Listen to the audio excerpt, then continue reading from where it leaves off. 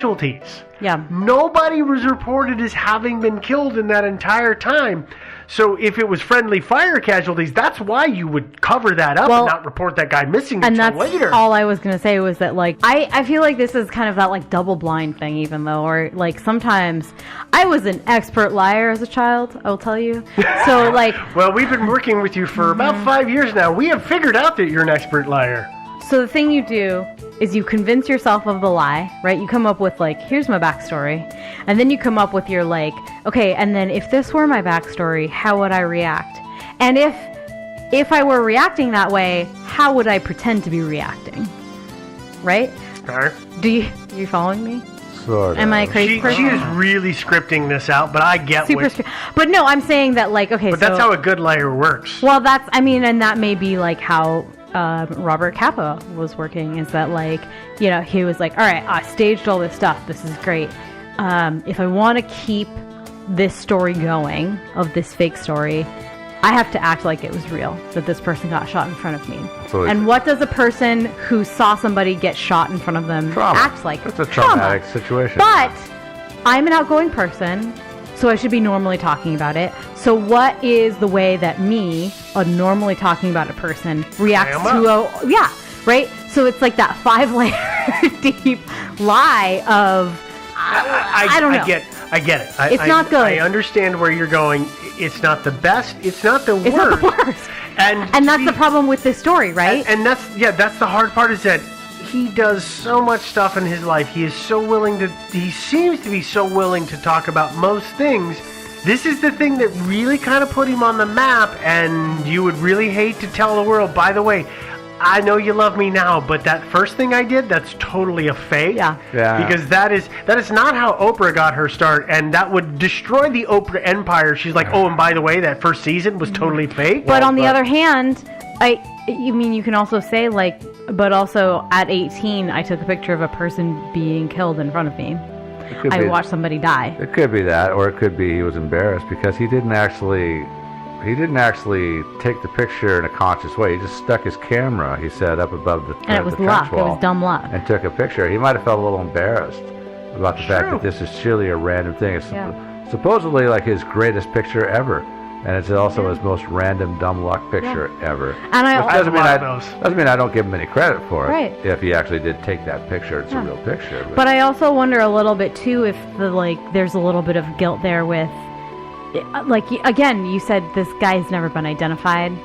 Yeah, they and say there was a okay. So just so you know, for many years there was a lot of talk that the falling soldier was actually a famous Spanish revolutionary.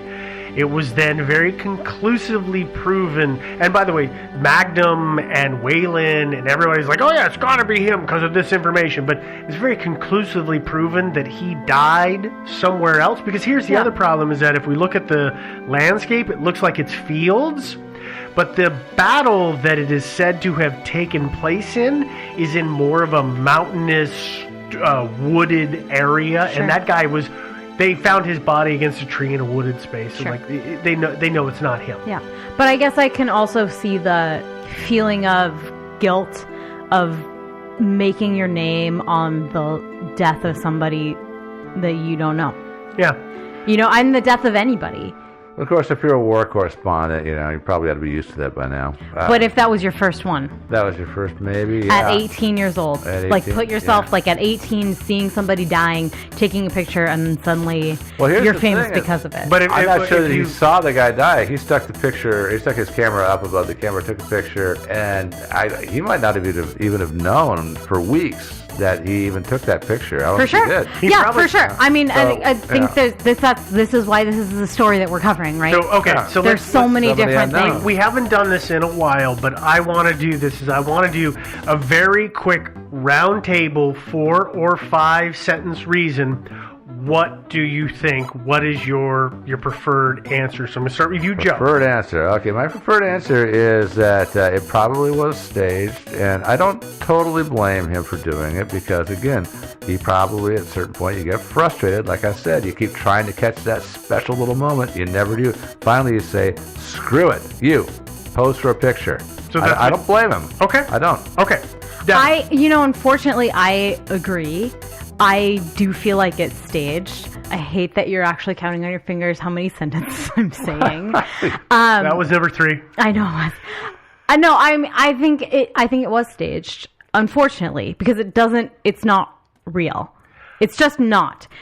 It's not. But that's not to diminish the experiences that he had or the talents that he had. Yes. But it is just to say that this particular photo was fake, like his name and his wife's name. Or lover. His name. Yeah, his girlfriend. Yeah. Gerda. Yeah, no, I feel like it. I also agree that I think that it was a staged photo, and it kills me to say that because did you guys watch any of the documentaries on him? Did you get a chance to do that? Any outside of the specific topic? No. It's one of those things you do when, we always ask each other, did you watch this completely unrelated? Nah. Okay. I've been watching documentaries on the man, and his imagery, I saw it at first. He's talented. I didn't get it at first. I did not get the things that he saw. I do this with a lot of photographers. So I want it to be real. And I see all of the body of... He had 770 or 700,000 images he left behind. It is an amazing breadth of work. And I hate to think that it was all leveraged off of a falsification, but I cannot say that I feel that it wasn't anymore. By the way, if you go out there, there's a 2003 documentary made on it. Please, somebody find an original copy of that and put it on the internet, because there is one on YouTube that is great. It's like an hour and 20-some minutes long, but some jackass has hacked it up and spliced it out of order, and so it's 45 minutes, and then it jumps around. It's confusing as hell. Realistically, that's probably the way that they've gotten past around the copyright issue. Yeah, I know, but it's still... You got to download it and re-splice it. I've thought about it. But here's what I'll say is that he would not be the first artist ever to make his name on a fake or forgery. There's recent war correspondents who been found out to do the same thing in Photoshop. Genuinely historic. We talk about Thomas Edison, the super famous dude who stole literally everything that he ever did, right? Yep. I don't think that it takes away from his talent. No, I agree.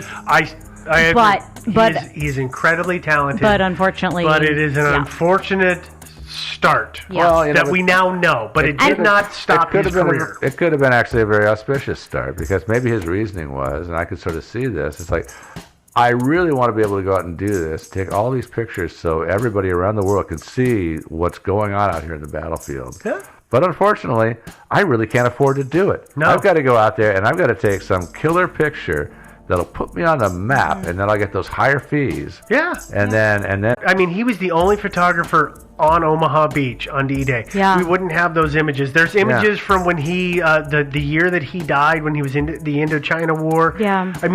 I stopped, I paused the video, I looked at it. It is beautiful, with soldiers walking in line, there's tank, there's dust, there's a sunset. This is all in black and white, remember. There's no color, and it is striking imagery. Beautiful. So he did a fantastic job, and I would recommend that everybody go out and look at Kappa's work. Yeah. We will, of course, have the image of the falling soldier on the website. I will also put up as a secondary link the comparison photo that I've made, the animated GIF that is rotating, so you can see them overlaid on each other, because it really helps explain what we've talked about so far. Agree. That is all going to be on our website, which is thinkingsidewayspodcast.com. There'll be a couple of other research links on there as always, and then you can listen to and download the episode from there. On the website, you're also going to find the episode list as a separate page, and then you'll also find links to merchandise, so hats, mugs, coffee cups, shirts, all that. No hats. Actually, no hats. Shirts and all that kind of stuff. How come we don't have a hat? Because embroidery is expensive. It turns out. So that stuff is all on the website. Now, if you don't want to just listen to and download through the website, you can always go to any of the streaming services. So if you get your podcasts through Apple, you can go ahead and subscribe and leave us a rating. We appreciate that, and that helps others find us. We're also on other streaming services, so our good friends at Stitcher have us, so you can always find us on Stitcher.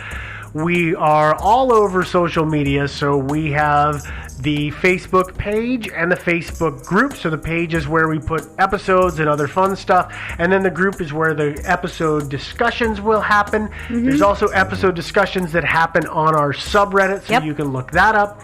And then we have a couple other places. We have Twitter, where there's some conversations and fun stuff going, and then Instagram, where we're putting other weird fun stuff. Who knows so what? There's all kinds of fun, weird stuff coming from Thinking Sideways. You can connect with all of us. Absolutely. And remember, on Instagram, it is not Thinking Sideways, it's Thinking Sideways Podcast. Link to it from our Facebook or our website, you'll get to the right spot. You will. Yeah. And, of course, if you questions, comments, stories you want to suggest, you can reach out and give those to us directly through our email, which is thinkingsidewayspodcast@gmail.com. Yeah. It takes us a little bit these days to get back, but we're always trying to get back to people as quickly as we can. So if it doesn't happen on day one, I apologize, but we're doing our best. That thing is always full. It's literally us three literally responding to everything. We don't have a team. Interns. We still need to hire that out. We still need gotta. to get an intern. All right, we should call Justin again. Yeah. God, I mean, his podcast doesn't do anything. No. I think that is all that I have to say about this particular mystery. It's all laid out there in black and white.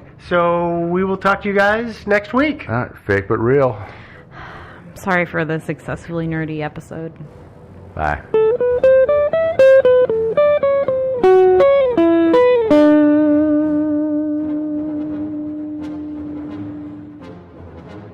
This episode of Thinking Sideways is not brought to you by Ken leaving Barbie for G.I. Joe. Instead, it's brought to you by Pitney Bowes. No matter what your small office needs or sends, Pitney Bowes Send Pro C200 has you covered.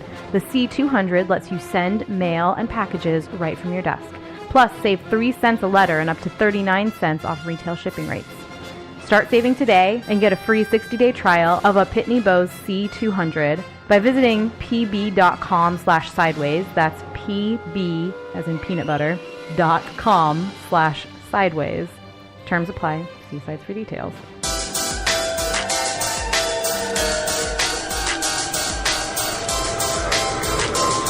Thinking Sideways.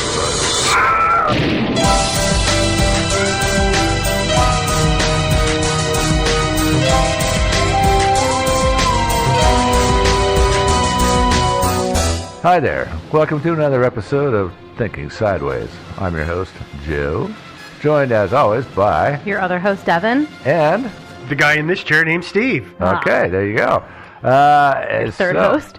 Yeah, the third most. Well, that makes me sound like the third wheel. Nah, you're not. The shoe We're all equally at the bottom Doesn't. here. Because it's smelly and I refuse to put it on. Because Joe had it last. Yeah. Hey, what are you talking about? My feet don't stink. Yeah.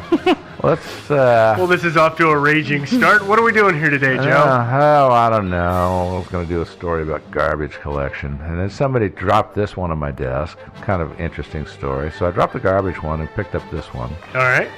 It's a mystery, it turns out. It begins in late 1988 when the freighter Freedon set out for Haiti from Miami, Florida. The island of Haiti, that is.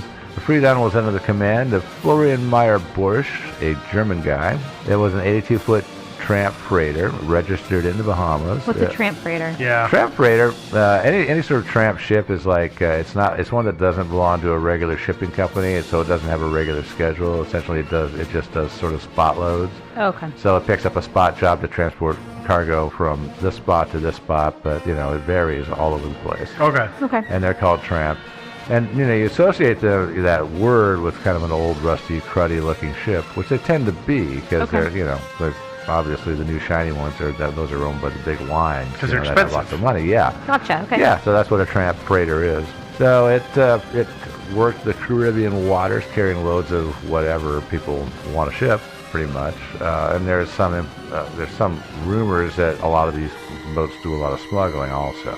Which would make kind of sense. Kind of makes they're sense. desperate for cash. I mean, because they're not getting the big, and I mean that by they're not getting the giant lucrative contracts. Oh yeah, they're not. They really aren't. But they're just doing the spot stuff, like I say. It's kind of a hand-to-mouth existence, I'm sure. Mm-hmm. Although most of what they carry is perfectly legit. It actually is possible to carry a totally legit load and maybe have a little bit of drugs on board. I mean, it really is. I used to know a guy years ago who had been in the Merchant Marine, and he smuggled drugs just personally for himself while he was in the Merchant Marines, and a lot of people did. So, Is that considered smuggling or just carrying your own supply? It's considered smuggling. It's smuggling, no matter what you do it for, he did smuggle. But anyway, but back to our story. Fridon was, besides carrying the German guy Florian, it was also carrying Lisa Bishop, who was 23 years old from Atlanta, Georgia. Attractive white lady. Exactly. Yeah, exactly. Which makes us interested in this story. Mm-hmm. Yeah, exactly. That's exactly why we're doing it. Yeah, pretty much, yeah. Lisa was, as I said, 23 years old, a journalism student at Georgia State University, living in Atlanta in 1988. She had a boyfriend, Paul Cornwell, who, if you watched Unsolved Mysteries, you can see Paul. He's on there. Because this is an Unsolved Mysteries, the TV show special. They actually did an episode about this one, and that long time ago. Well, sometimes I forget that they would just take any story. You know what I'm saying? Like, the mythos of that show made it seem like they were always doing big, important cases. And they did everything, which was the fun thing about that show. And some of them were these little smaller, kind of more obscure stories. And this is a legitimate story, by the way. And it totally is. It's a mystery what the hell happened to her, the ship, and everything. Oh, I'm giving it all away here. Sorry, folks. Dang it. Let's go back to Paul with his awesome haircut and mustache. Yeah, Paul did not have the best. I'm assuming he's caught up with the times. He's got a better haircut these days. It was 88. Or I guess it was a little 89. later than that Probably, by the time they were filming, but yeah. Yeah, 89, 90, even 91 by the time they filmed that. I don't know exactly when they did.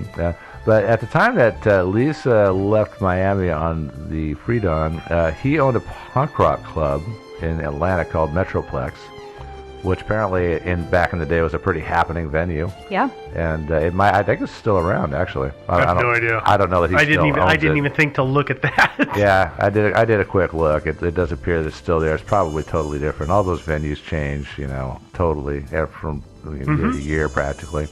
But he owned it, managed it, and Lisa apparently hung out there a lot, because why not? She'd been dating him for like 3 years.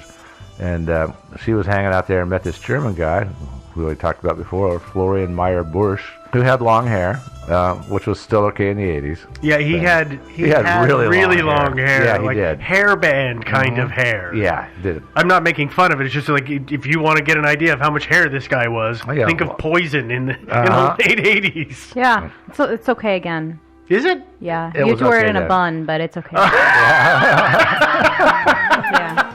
Or if you're, big and buff and you have a big beard, it's okay again. Oh, okay. Yeah. You could be like, what's his name? Flavio. Or Fabio, I mean. Fabio, yeah. I like Flavio better. Flavio. There's a story, but I'll tell you guys later. It'll offend people. Thank goodness. But at this time, as I said, Lisa was a journalism student, and she was thinking of writing a story about Haiti. She'd done some traveling in the Caribbean, and she was thinking it'd be cool to write a story about the differences between the economies and level of wealth in America and Haiti.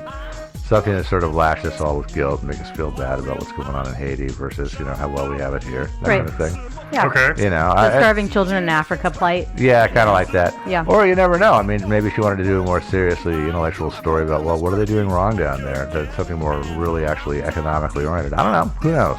I feel like I didn't really tell. I should quickly clarify that I don't think Haiti's in Africa, because I feel like some. No. Oh yeah. Oh no. Yeah. Just quickly say that. Anyway, it's hard to tell what she was trying to write about, but she did want to write about that. Yeah.